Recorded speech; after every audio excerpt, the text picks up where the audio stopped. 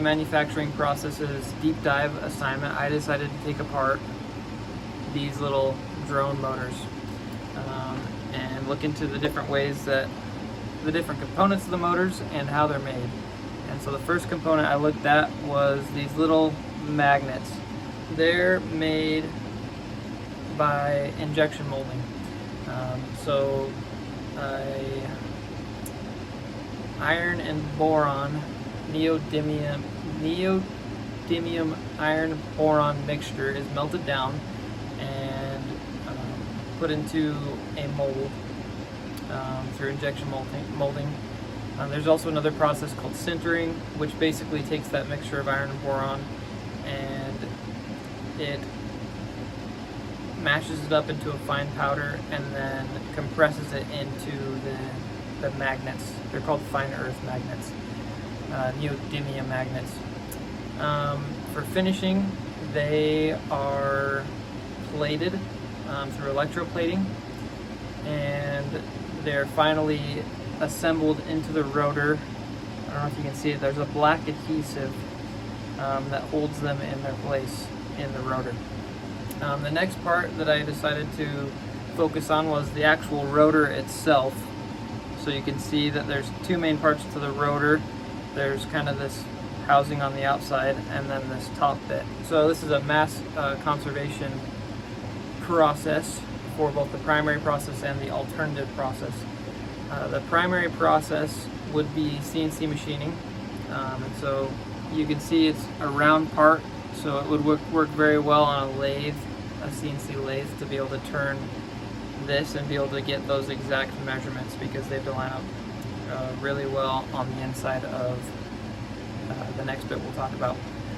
But the material is aluminum because it's light and it disperses heat really well. And then I think that this is powder coated on the outside with some taping that was done. The assembly for the rotor, basically just the magnets, they're fitted into there. And then this is a separate machine part and it's pressed onto the top there. The next part of this motor is called the stator. It's these little, hard to see, little round edges. So the stator is underneath the copper coil.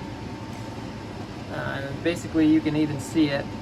It's little sheets that are put together, little sheets of metal. They're produced by a process called stamping. They can alternatively be made by laser cutting. The material is called silicon steel. They use it because of its high magnetic permeability and low electrical conductivity. Mainly just so that you don't have a short inside of the stator. That will cause lots of different problems with the way that the ESC reads the voltages. As far as finishing goes, the outside of the stator is ground down flat, or not flat, but round, to match the inside of the housing. There's very little tolerance in between these two, so they have to be very exact. The assembly is those little thin sheets, they're kind of mashed together, and for this one it looks like there's an adhesive that has been applied in between each sheet.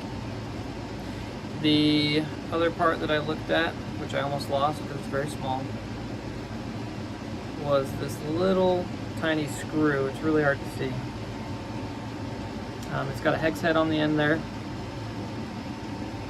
The primary process used to make such a small little bolt would be cold heading and thread rolling.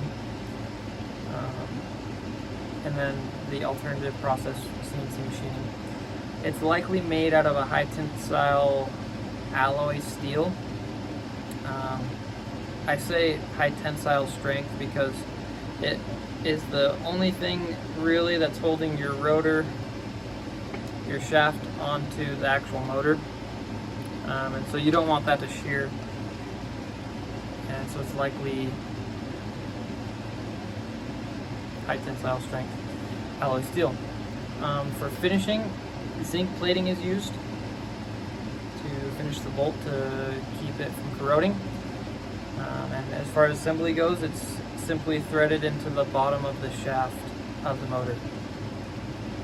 For the last little part of this motor I want to talk about are these little copper wires you can see there. There's copper wires here, but I specifically want to talk about these ones. These copper wires were deformed from a larger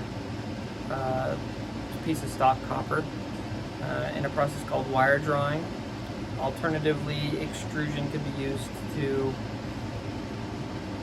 make these copper wires. Obviously made out of copper, and there's an epoxy coating on the copper wires to keep them from shorting out with each other. And as far as assembly goes, these copper wires are wrapped around the stator. What did I learn from this assignment and this project? And what were some of the challenges that I faced? I learned a lot more about, I was able to learn a lot about the way that electric motors are made, and the multiple different processes that had to be combined in order to even make an electric motor.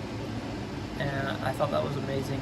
Some of the challenges that I faced in this project, trying to figure out how to explain each manufacturing process, and learning about, as well as visualizing exactly how each process comes together and the actual assembly of the rotor.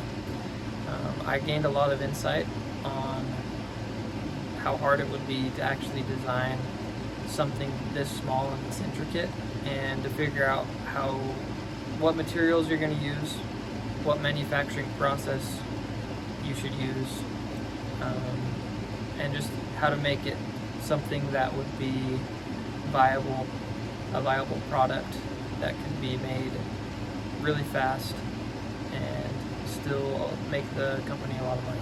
So that's it. That's what I learned.